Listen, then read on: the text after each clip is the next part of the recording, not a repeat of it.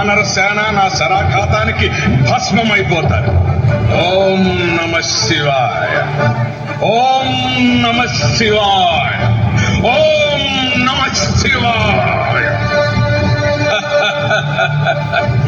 చూసావా రామా, నీ ప్రయత్నమంతా వృధా అవుతోంది.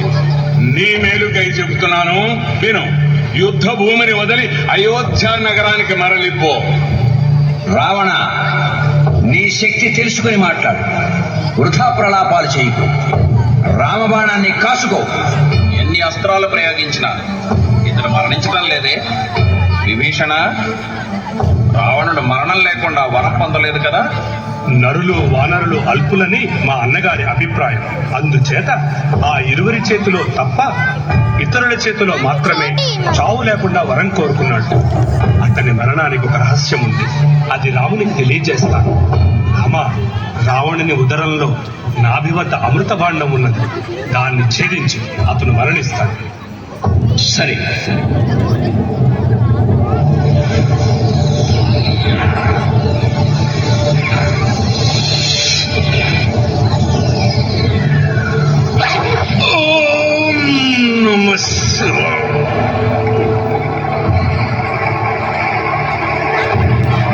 రామ, పరంగా నీకు కష్టం కలిగించాను, నన్ను మన్నించు.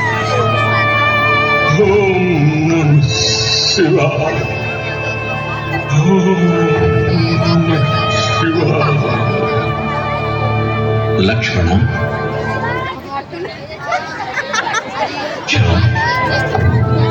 మహర్షులు మహనీయులు తమ చివరి క్షణంలో భగవన్నామస్మరణ చేస్తూ చనిపోవాలనుకుంటారు. కానీ చాలా మందికి ఇది సాధ్యం కాదు. కానీ రావణుడు తన ఇష్టదైవాన్ని స్మరిస్తున్నాడు. చూశారా, ఎంతో పుణ్యాత్ముడికి కానీ ఇటువంటి మరణం సంభవించదు.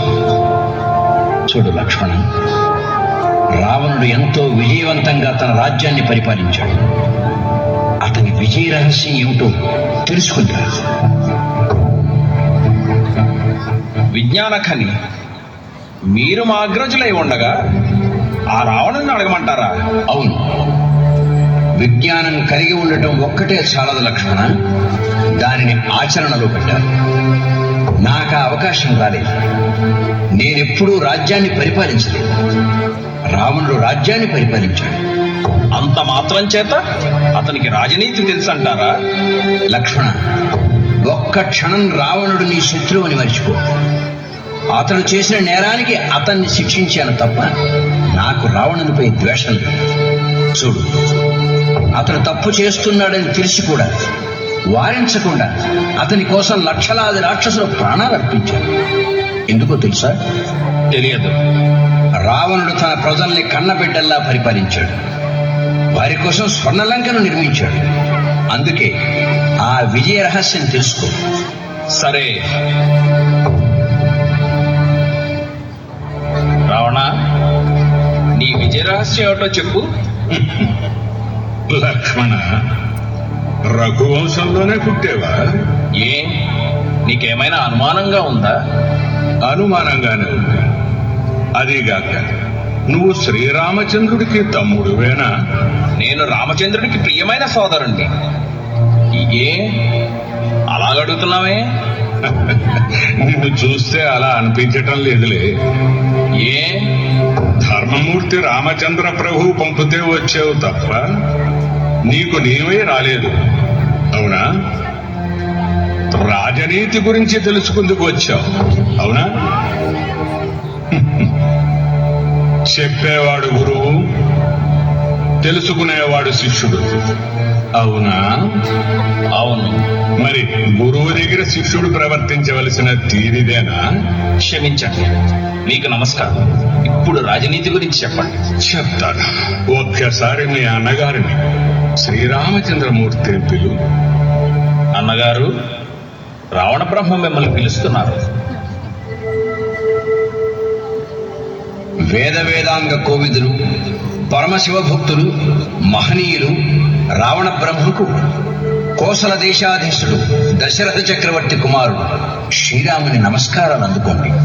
లక్ష్మణ, చూసావా, తాను త్రిలోకాధివీరుడైనప్పటికీ మీ అన్నగారు శత్రువునని కూడా భావించకుండా నాకు నమస్కరించాడు.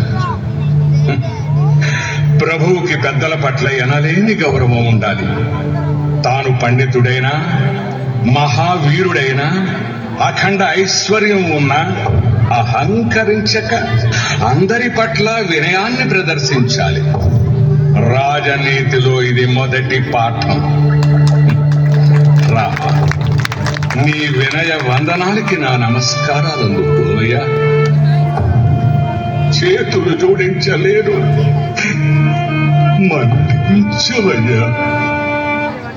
బాధపడకండి రావణ. లక్ష్మణ, చూడు, తనకి ఎంత అపకారం తలపెట్టినా రామచంద్రుడు నా పట్ల ఎంత ప్రేమ ప్రదర్శిస్తున్నారో చూసావా? ఎవరేం చేసినా మనసులో ద్వేషభావం పెంచుకోకుండా ఇతరుల తప్పులను క్షమించగలిగే ఓర్పు, నేర్పు ప్రభువులకు ఉండాలి. అవి శ్రీరామచంద్రుల్లో పుష్కలంగా ఉన్నాయ్యా. ఇదే రాజనీతిలో రెండవ పాఠం. అర్థమైంది రావణ. రామ, నేను చేసిన పొరపాటు వల్ల అద్భుతంగా నిర్మించిన స్వర్ణలంకంతా చిన్నాభిన్నమైపోయింది. నా తమ్ముడు ఏం పాలిస్తాడు? రామ, నా లంకకి పూర్వ వైభవం వచ్చేలాగా పునర్నిర్మించే ఏర్పాట్లు చేయవయ్యా. ఈ క్షణంలోనే పునర్నిర్మిస్తాను రావణ.